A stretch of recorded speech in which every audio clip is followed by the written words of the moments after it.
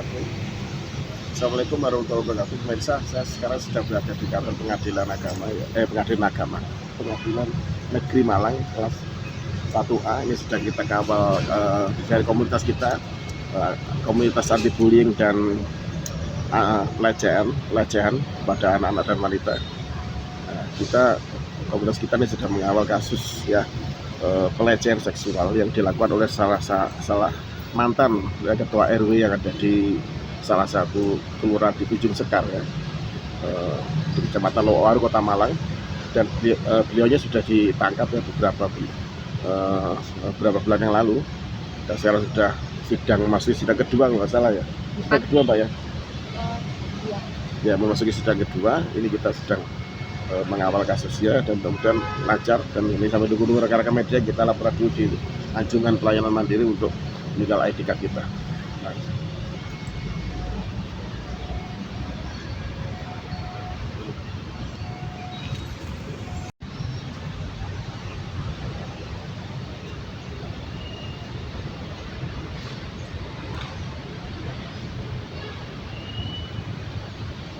Nah, kita masuk ke ruang ke halaman untuk menunggu jadwal sidang.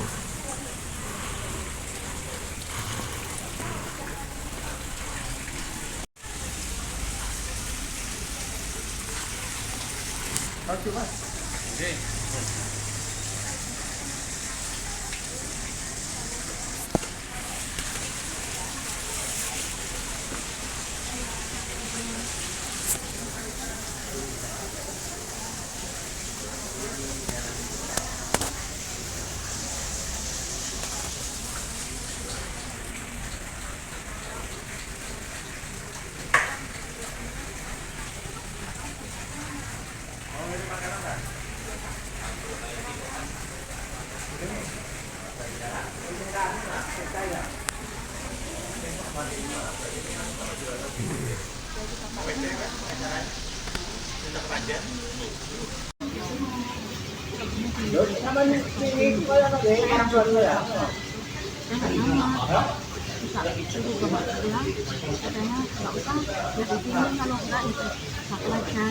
Saya kan tanggapannya terus hari Kamis itu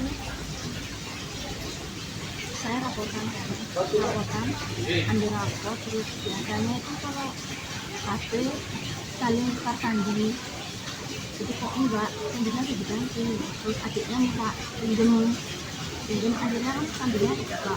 Terus saya ngecek video foto itu masih aman, nggak ada apa-apa. Setiap hari saya ngecek WA, kok biasanya ketemunya dia tinggal sama temennya.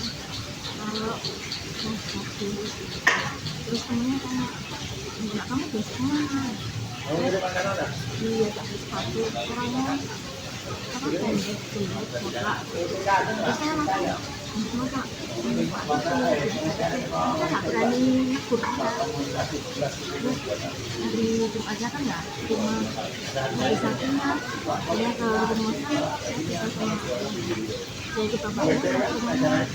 Terus ini biasa mama dia cerita masuk ke ruangan dikunci, apa namanya masuk masih diganggu. Jadi anaknya hanya mau tahu. Terus dia kan takut bilang ke kelurahan kita, terus apa korban lain nanti kan ada yang muncul semua korbannya.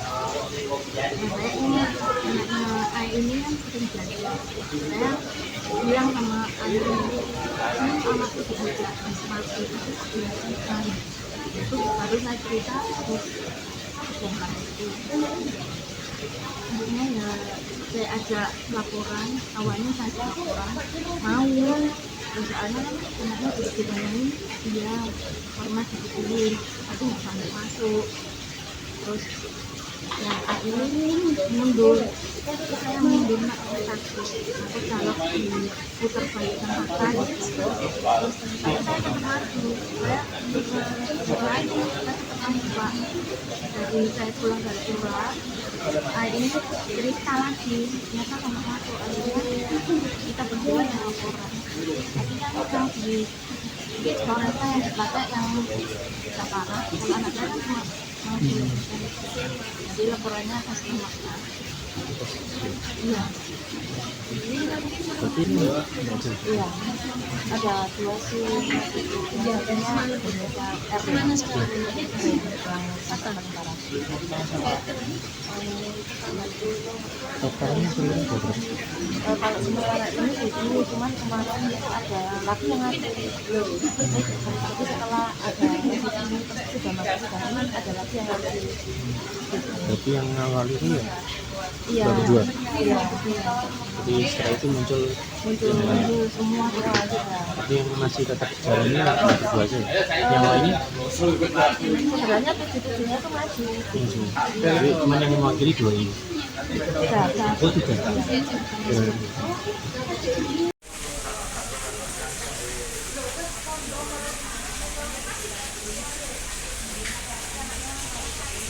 Nah, nih dari Pakat TV juga udah hadir. Pak Suki dalam nih masih minta ID card. Nah, tambah lagi rekan ya dari komunitas kita anti bullying dan pelecehan dari Pakat TV, Pak Suki, direktur Pakat TV. Malah ayo mau sana Pak. Teman-teman di sana udah.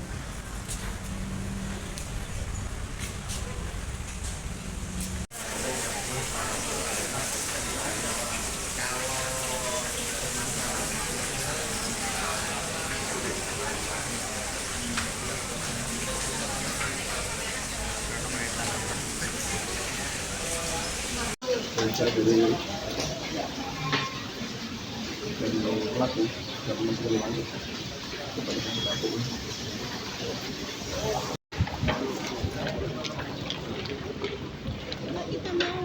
Pak, wawancara sebentar Pak ya? Oh nggak bisa, sampean bilang ke jaksanya. Sampean bilang ke jaksanya ya. Ya oke. Nggak apa-apa. Siapa aja Pak? Pak, kira-kira dengan gimana Pak? Perasaannya? Coba Mas.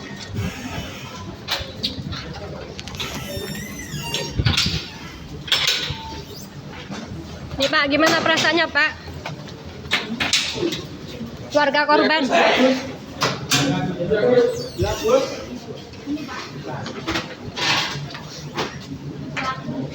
Ya Gus ya. Ya.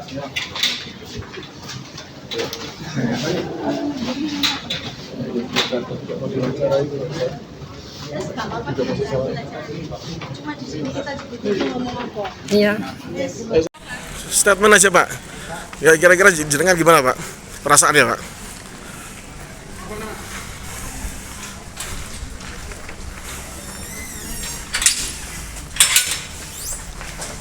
Pak, gimana perasaannya Pak? Keluarga korban.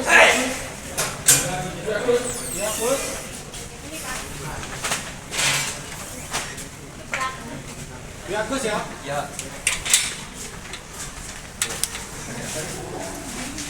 Nah, ini terdakwa tidak mau diwawancarai pemirsa.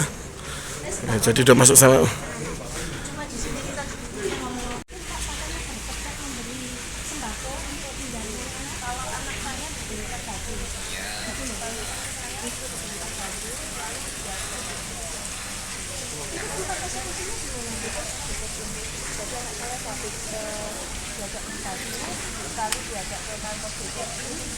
Jadi itu anak saya dibilang, ayo ya Pak Baju, cepat apa kalau tidak pas kita kembalikan. Apakah ya ternyata itu anak saya bilang, apakah pelaku bekerja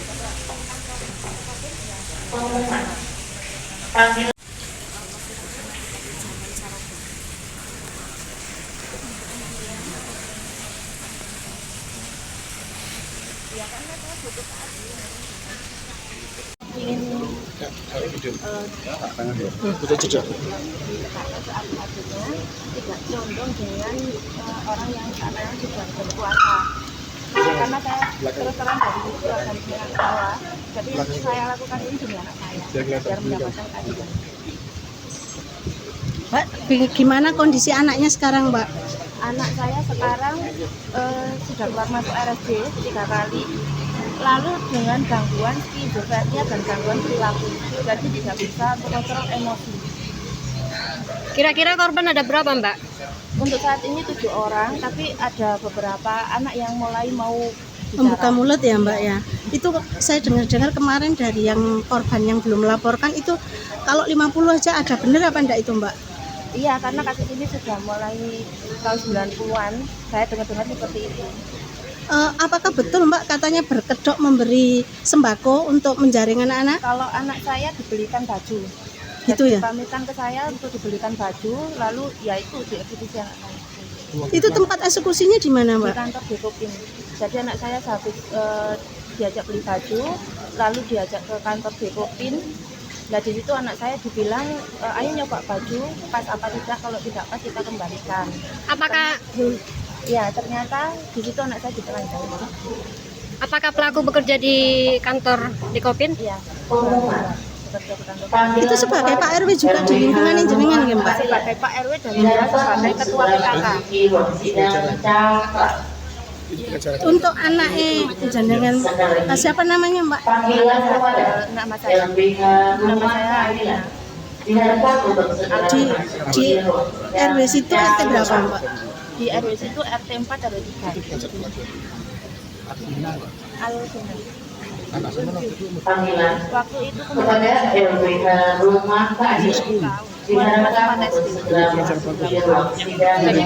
kuatnya itu Desember 2024. Itu sudah terjadi sampai melakukan hubungan atau dipegang-pegang Mbak? Sampai terjadi hubungan. Pengakuan anak saya dan hasil visumnya juga terbukti positif.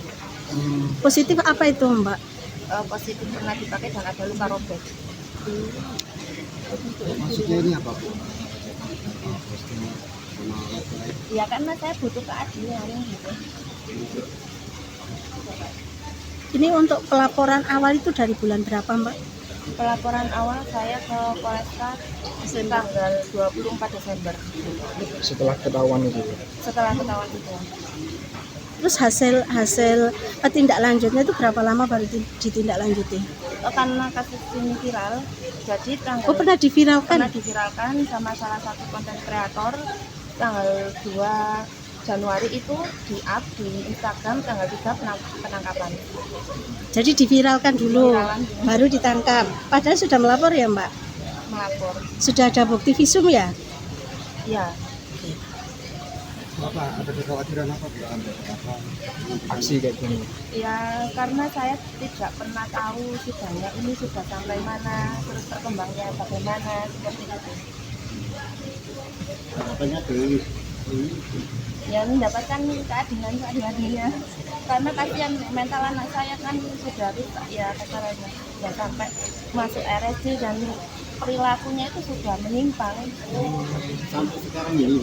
Kalau sampai sekarang untuk perilakunya tinggal gangguan emosional, kalau yang menyimpang sampai lembeng, sampai main make up juga tidak. Oh sempat seperti itu Bu? Sempat seperti itu sampai ada tanggal 6 Januari itu kunjungan Pak Kapolres ke rumah, anak saya minta skincare. Lalu ditawari mau apa, minta skincare. Tapi kalau sekarang ini kondisinya gimana? Masih belum stabil. Belum stabil. Iya, masih sering emosi sampai saya di sini lebam-lebam. Karena kan waktu hari Senin itu, hari Senin yang lalu ya, 2 minggu yang lalu itu, apa itu sempat sidang dan anak saya dihadirkan, pelaku tidak mengakui. Tapi anak saya tetap kalau pernah merasa gitu, dan dari rumah sudah emosinya sudah meledak-ledak, saya yang jadi pelampiasannya. Masih sekolah ya Bu? Alhamdulillah masih mau sekolah tapi tidak bisa dipaksa. Kalau misalkan nggak mau sekolah ya sudah. Permisi, inisial anaknya Ah, usianya sekarang? sekarang mau 12 tahun.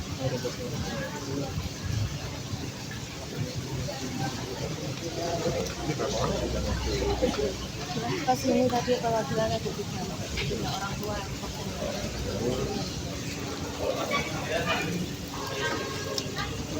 Iya, ini tahu memang ada agenda sekolah. Iya, karena saya baru tahu. Sebelumnya belum, baru hari ini. Iya, sebelumnya sudah pemeriksaan kita saksi ya 2 minggu yang lalu. Kemarin itu saya tidak tahu karena saya tidak tahu. Terus hari ini agendanya apa? Saya nggak. Bapaknya nggak tahu berapa. Kalau terdakwanya bilangnya itu 15 hari. Gimana agenda sidang hari ini ya? Tidak tahu. Alvina ya. Oke, semuanya sudah.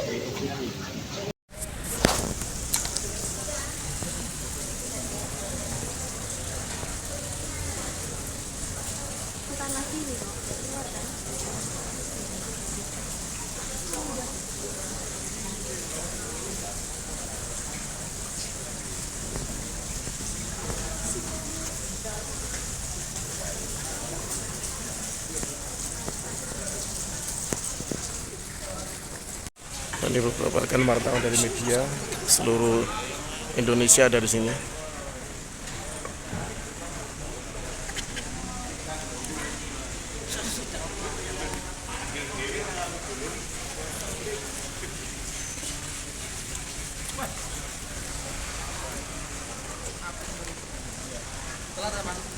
Alhamdulillah banyak mengekspos hari ini.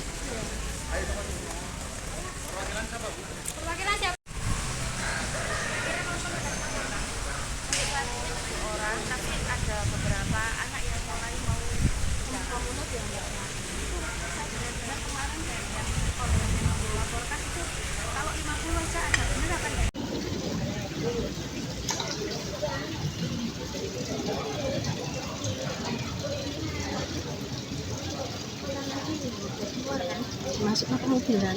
Iya. Nunggu aja.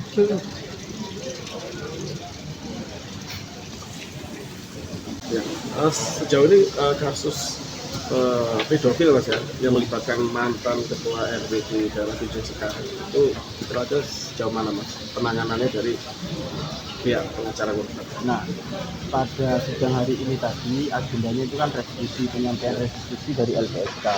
Beberapa minggu yang lalu LPSK sudah ke rumahnya korban, sudah menyampaikan bahwa akan ada restitusi, ada pendampingan dan lain sebagainya. Kemudian untuk restitusinya juga sudah disampaikan ke kejaksaan, sudah dilampirkan juga ke kami sebagai bukti kalau memang restitusi itu sudah betul. Selanjutnya untuk nanti ya siapa yang memutuskan restitusi itu nanti besarannya diterimanya berapa tentu pengadilan. Untuk agenda selanjutnya nanti insya Allah minggu depan tuntutan. Kalau sejauh ini yang kami dampingi, kami mendampingi korban setelah berkas-berkas di kepolisian itu limpah ke kejaksaan. Sepanjang perjalanan ini kami koordinasi dengan baik dengan kejaksaan dan kejaksaan menyambut dengan baik. Dengan adanya kami malah juga turut terbantu karena memudahkan akses informasi juga dan beberapa hal yang kami sampaikan ke kejaksaan. Intinya kami berkoordinasi dengan baik dan kami percaya bahwa tidak akan ada intervensi dari pihak manapun yang pada akhirnya bisa mempengaruhi vonis ini, karena saya yakin apa yang sudah dialami oleh korban-korban yang begitu banyaknya ini pasti akan mendapatkan keadilan saat ini. Ya untuk sidang hari ini tapi menurut kabar jadi malah nggak tahu ya gimana mas? Untuk sidang hari ini tadi memang Mbak Alvinanya yang mengabari ke saya itu mepet. Jadi saya lagi ada agenda sidang di tempat lain. Pun demikian tidak mengurangi esensi dari persidangan yang sedang berlangsung, karena pada pokoknya korban kalau sudah di pengadilan itu sudah terwakilkan oleh jaksa. Kami hanya memantau sebagai pengacara korban, memastikan hal-hal yang semestinya berjalan itu tetap berjalan. Hasil sidang tadi juga ada dikasih ya, salinan hasil sidang hari itu. Hasil sidang agendanya bukan dikasihkan salinan, tetapi hasil sidang hari ini kan restitusi ya. Pihak kejaksaan memberikan restitusi, lampiran atau berkas restitusi itu kepada pihak pengadilan atau majelis. Kalau dari restitusi yang sudah disampaikan oleh LPSK kami juga sudah diberikan. Kira-kira nanti apapun keputusannya, Mbak ada kan keputusannya itu menurut pihak korban sepertinya tidak memuaskan sama sekali. Apa dari pihak pengacara korban ada upaya maksimal gitu? Kalau terkait upaya itu pasti kami sebagai kuasa dari korban akan berusaha semaksimal mungkin. Cuman yang harus menjadi concern di sini adalah bagaimana pemulihan terhadap korban ini. Itu yang paling penting. Selanjutnya kalau terkait misalkan kita kan nggak boleh berandai-andai ya, sebelum ada putusan dari pengadilan kita sebagai orang yang tahu dengan hukum jangan sampai berandai-andai oh nanti putusannya seperti ini, nanti meringankan pelaku. Jangan sampai. Kita harus percaya apa yang nanti diputuskan oleh hakim adalah hal yang paling adil sebelum ada putusan lain yang membatalkan putusan tersebut. Kalau misalkan kita menganggap itu kurang adil, ya pastinya jaksa akan berkoordinasi untuk melakukan banding. Selama di sidang itu dari pihak pelaku kira-kira ada pengakuan atau mungkin berubah-ubah bagaimana? Kalau terkait hal itu, berhubung ini adalah perkara yang sensitif, dalam hal ini sensitif dalam artian perkaranya ini melibatkan anak, untuk lebih lengkapnya kami tidak bisa menyampaikan hal itu. Nah, itu kenapa Mas? Karena ini harusnya masyarakat bisa istilahnya mendapat informasi yang secara real ya, karena ini kan persidangan yang menyangkut anak-anak atau di bawah umur. Nah, itu masa depan anak. Sekarang sudah pasti masa depan anak korban itu aja sudah pastinya akan berpengaruh besar. Iya. Nah, takutnya juga korban nanti merasa depresi dan lain-lain sampai ada sudah masuk rumah sakit jiwa ya. Ada masuk rumah sakit jiwa bolak-balik. Kalau masuk rumah sakit jiwa belum lagi yang sudah berkelakuan menyimpang juga, karena bisa jadi juga ada korban lain. Ya, itu kira-kira seperti apa? Justru itu untuk melindungi. Kenapa kami tidak bisa menyampaikan hal-hal yang ada tadi di dalam persidangan atau rangkaian persidangan, itu untuk melindungi perjalanan persidangan supaya tidak ada isu-isu lain yang berkembang. Seperti itu. Baru nanti kalau sudah ada putusan dan kami nilai perlu untuk melakukan pers release, ya akan kami lakukan. Sepanjang itu tidak diperlukan, untuk apa? Sejauh ini sudah diterima pengacara dari mungkin investigasi pengacara pribadi dari pihak korban, kira-kira bukti-bukti seperti apa? Buktinya sudah kuat atau mungkin pengacara masih perlu bukti lagi atau tidak? Kalau kami menilai ya bukti-buktinya itu sudah sangat kuat. Sudah sangat kuat ya. Ini gimana? Tekan ya? Ya. Cukup mas. Bisa aja mas. Apa ada?